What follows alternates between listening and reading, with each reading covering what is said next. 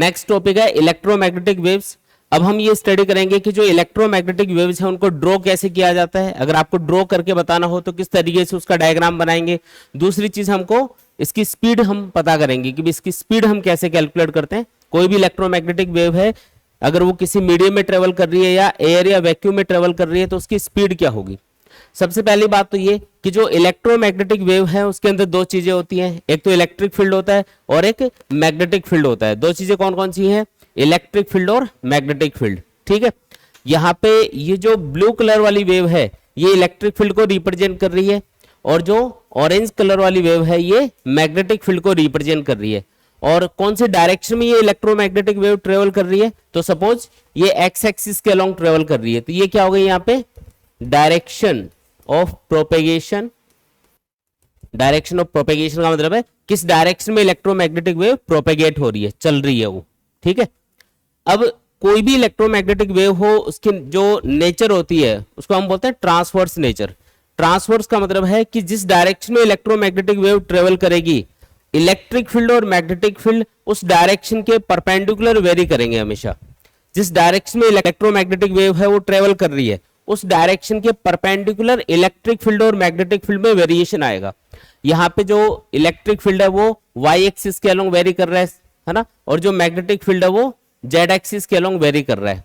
ये जो horizontal plane है इस प्लेन के अंदर मैग्नेटिक फील्ड चेंज हो रहा होगा जो कि ऑरेंज कलर वाली वेव से दिखाया हुआ है, और जो इलेक्ट्रिक फील्ड है वो कौन से वाले प्लेन में वेरी कर रहा होगा, तो ये एक्स वाई प्लेन है। जो वर्टिकल प्लेन है ना ये वाला, ये कौन सा प्लेन है, एक्स एक्सिस और वाई एक्सिस को मिलाने वाला प्लेन यानी कि एक्स वाई प्लेन।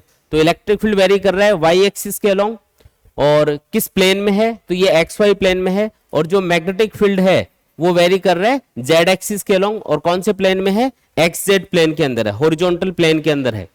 ठीक है, और आप एक चीज और देख पा रहे हो कि जो इलेक्ट्रिक फील्ड की डायरेक्शन है, जो मैग्नेटिक फील्ड की डायरेक्शन है और जो डायरेक्शन ऑफ प्रोपेगेशन है ये तीनों एक दूसरे के परपेंडिकुलर भी है। यहाँ पे अगर इलेक्ट्रोमैग्नेटिक वेव की बात कर रहे हैं तो जिसमें इलेक्ट्रिक फील्ड और magnetic field direction of propagation के परपेंडिकुलर वेरिएशन कर रहे हैं तो उस टाइप की वेव को हम बोलते हैं ट्रांसवर्स वेव। एक और टाइप की वेव होती है जिसको बोला जाता है लॉन्गिट्यूडनल वेव्स।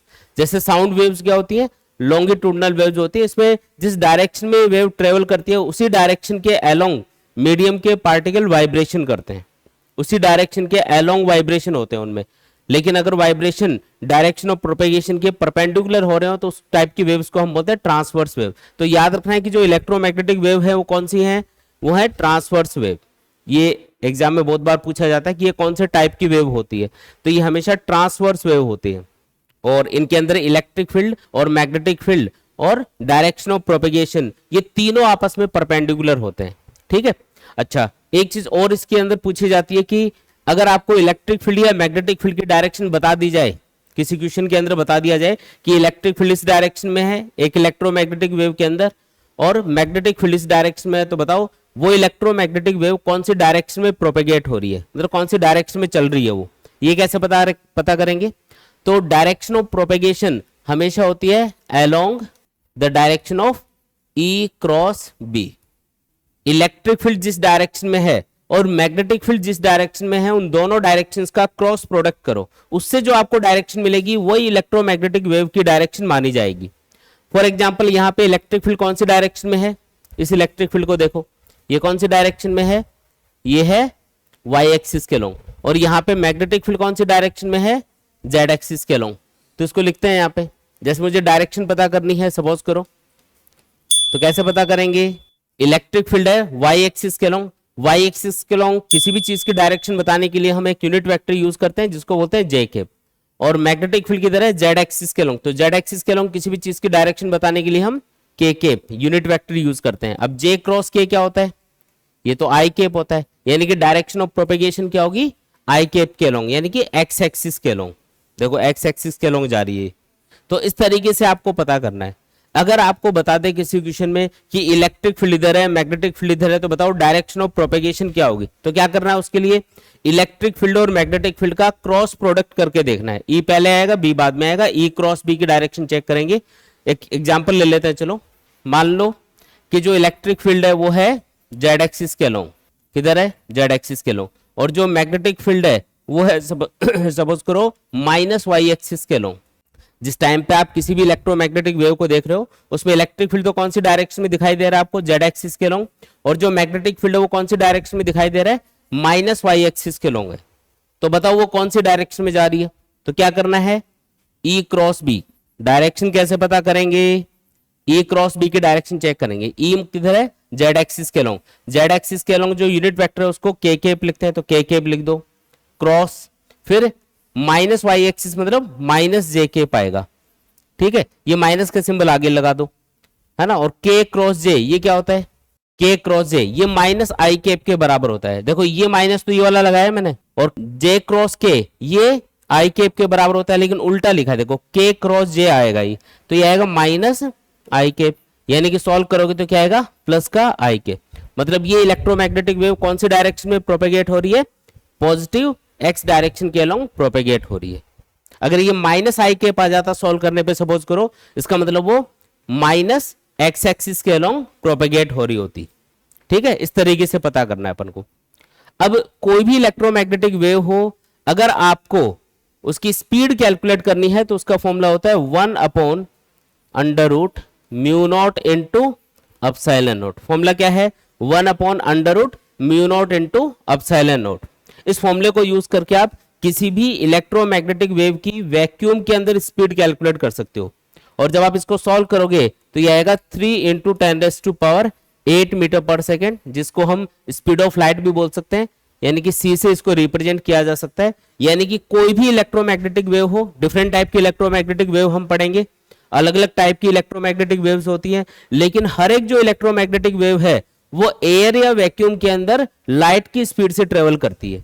लाइट खुद भी एक इलेक्ट्रोमैग्नेटिक वेव है। इसके अलावा और भी कौन कौन सी इलेक्ट्रोमैग्नेटिक वेव होती है, जैसे एक्स रेज हो गई, गामा रेज हो गई, अल्ट्रावायलेट रेज हो गई, रेडियो वेव्स हो गई, माइक्रोवेव्स हो गई, ये सब क्या है, अलग अलग इलेक्ट्रोमैग्नेटिक वेव्स है। और इनकी जो स्पीड होती है एयर या वैक्यूम के अंदर वो स्पीड ऑफ लाइट के बराबर होती है। याद रखने वाला पॉइंट है, ठीक है। और दूसरी बात, अगर आप किसी मीडियम के अंदर किसी इलेक्ट्रोमैग्नेटिक वेव की स्पीड कैलकुलेट करना चाह रहे हो, सपोज करो एक इलेक्ट्रोमैग्नेटिक वेव है और वो एयर से पानी के अंदर चलेगी, अब पानी के अंदर उसकी स्पीड अलग होगी, कम हो जाएगी, तो उस स्पीड को कैसे कैलकुलेट करेंगे, तो उसके लिए फॉर्मूला होगा v = 1/√μ इंटू अपसाइलन। अच्छा, ये म्यू नॉट अपसाइलन नॉट ये क्या चीज है, इस म्यू नॉट को तो बोलते हैं magnetic permeability of free space. इसकी वैल्यू मैं आपको बता देता हूं, म्यू नॉट की वैल्यू होती है 4 पाई × 10⁻⁷, और ये जो अपसाइलन नॉट है इसको क्या बोलते हैं, इसको बोला जाता है electrical permittivity of free space, जिसकी वैल्यू होती है 8.85 × 10⁻⁻12। और ये म्यू और अपसाइलन क्या है, म्यू उस मीडियम की मैग्नेटिक परमिएबिलिटी है जिसमें वो इलेक्ट्रोमैग्नेटिक वेव ट्रेवल कर रही है, और अपसाइलन उस मीडियम की इलेक्ट्रिकल परमिटिविटी है जिस मीडियम में वो इलेक्ट्रोमैग्नेटिक वेव ट्रेवल कर रही होगी। तो उस मीडियम की मैग्नेटिक परमिएबिलिटी और इलेक्ट्रिकल परमिटिविटी, इनकी वैल्यूज पुट करके आप सॉल्व करोगे, तब जो स्पीड निकल के आएगी वो उस मीडियम के अंदर इलेक्ट्रोमैग्नेटिक वेव्स की स्पीड आएगी अपने पास।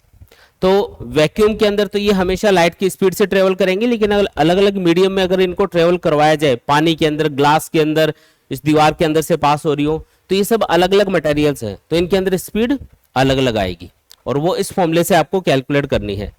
और ये जो स्पीड है ये हमेशा स्पीड ऑफ लाइट से कम ही आएगी, क्योंकि नेचर के अंदर सबसे जो ज्यादा स्पीड होती है वो लाइट की होती है। इससे ज्यादा स्पीड किसी भी चीज की हमने ऑब्जर्व नहीं करी आज तक। तो अगर किसी मीडियम में कोई इलेक्ट्रोमैग्नेटिक वेव ट्रेवल करेगी तो उसकी स्पीड हमेशा स्पीड ऑफ लाइट से थोड़ी सी कम आएगी, ठीक है।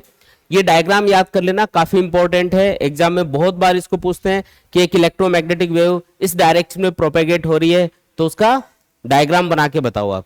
जैसे ये एक्स एक्सिस के लॉन्ग प्रोपेगेट हो रही है तो उसका डायग्राम है, इसमें आपको इलेक्ट्रिक फील्ड लेना है वाई एक्सिस के लॉन्ग और मैग्नेटिक फील्ड आपको दिखाना है जेड एक्सिस के लॉन्ग।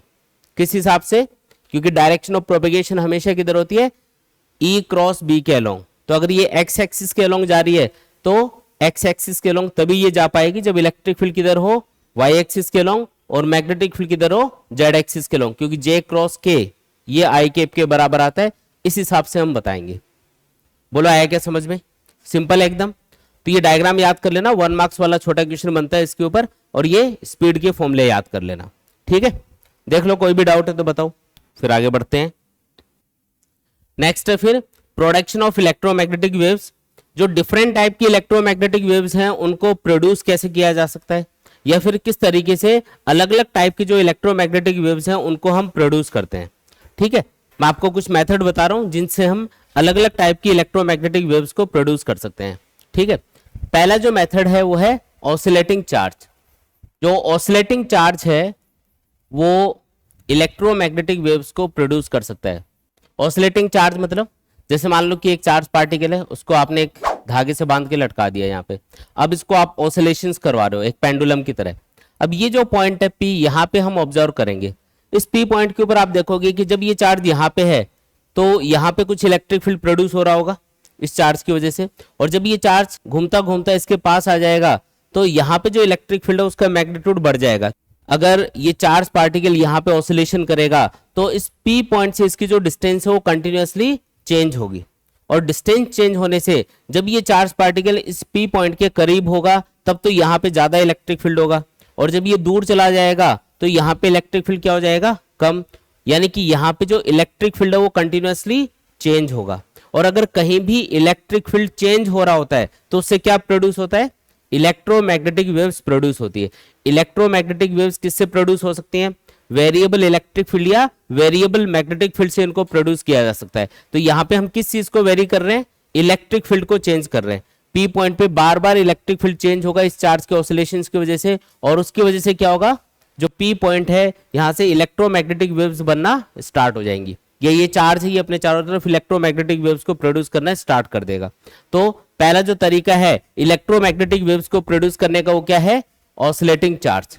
सेकंड जो मेथड है वो है accelerated charge. Accelerated charge can produce EM waves.